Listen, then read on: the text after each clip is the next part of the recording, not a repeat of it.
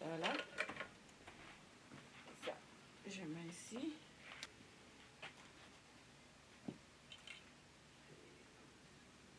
Je suis venue dans ce métier parce que quand la maman est décédée, je n'ai pas eu la chance d'aller étudier. Donc j'ai passé un bout de temps au village. Dieu faisant les choses, je suis tombée sur une bonne personne qui m'a donné sa main, qui m'a fait venir ici à Bamako. Et il m'a demandé qu'est-ce que je veux faire dans la vie. Bon, comme je n'ai pas fait de longues études, la première des choses qui m'est venue dans la tête, ça c'est les souvenirs de ma maman. Quand j'étais petite, elle me prenait en photo. J'ai dit bon, je vais être photographe ou caméra-woman. Donc j'ai suivi des formations un peu de gauche à droite. J'ai commencé par John Communication. Après, je me suis retrouvée chez un grand homme qui est réalisateur de clips artistiques et qui est fort également dans les documentaires, Kwaku. Après, lui, il m'a envoyé à l'ORTM. Donc, quand je suis venue à l'ORTM, j'ai fait des stages. Pendant ces stages, j'ai dû faire des formations dans d'autres coins également, comme Spirit Communication, Renouveau TV et l'Assemblée nationale également. En même temps, j'ai profité pour aller me présenter comme candidat libre pour avoir mon DEF. Et après le DEF, j'ai fait le concours d'entrée à l'INA en tant qu'animatrice. Chaque fois qu'il y avait des productions en ville ou bien dans la boîte l'ORTM, je venais donner coup de main à mes aînés. Parce que c'est ça que j'ai eu comme passion et c'est ça que j'ai aimé.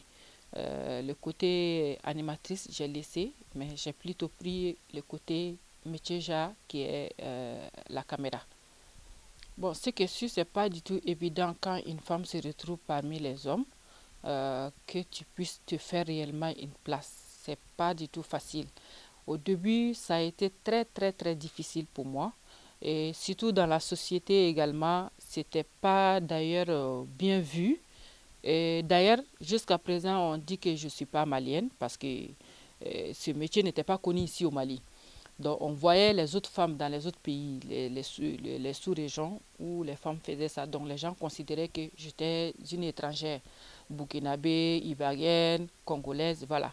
Donc cela fait que c'était difficile jusqu'à ce qu'il y a des hommes qui me disaient « Ah, Julie, si tu veux avancer dans cette vie-là, il faut changer de métier parce que côté caméra woman, là, ça ne va pas marcher. » Bon, c'était quelque chose qui était déjà rentré en moi. Donc, j'ai dit, bon, tout le monde me dit, il faut laisser, il faut laisser, il faut laisser. Personne ne m'encourage. Moi, quand même, je fonce.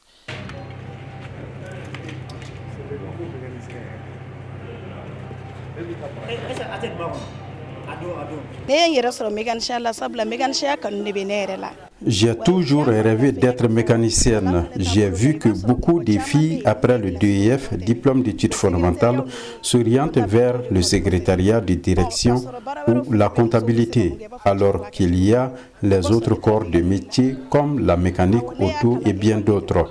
J'ai fait une école professionnelle. Après le CAP, j'ai fait la passerelle avant de faire le brevet de technicien. J'ai mon brevet de technicien en mécanique auto.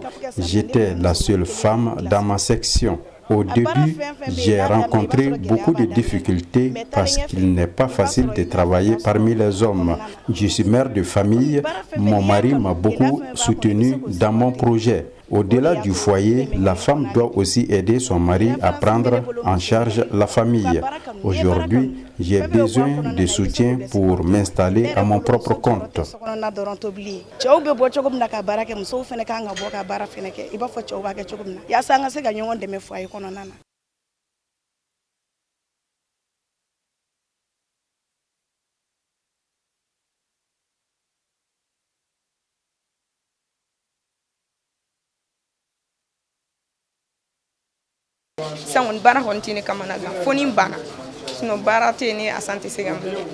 La bijouterie a toujours été considérée comme une activité propre aux hommes.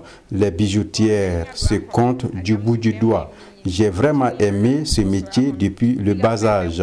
J'ai appris qu'il y a une femme qui m'a précédé dans le métier, mais après son mariage, elle a abandonné. Lorsque j'ai commencé cette activité, je suis tombé sur un patron qui m'a beaucoup aidé à apprendre la bijouterie. Aujourd'hui, par la grâce de Dieu, je sais fabriquer beaucoup de bijoux. Les hommes me font confiance. Grâce à ce métier, je suis devenue indépendante. Je parviens à me prendre en charge et à secourir mes parents au besoin. Mon vœu, c'est de créer un centre de formation en bijouterie pour former d'autres filles. Le centre permettra de les maintenir pour éviter le chômage. Le 8 mars, c'est la journée internationale des femmes, donc j'invite toutes mes sœurs à me prendre comme exemple et d'apprendre un métier. Ninga patron ame jega santiri dele ka mo former.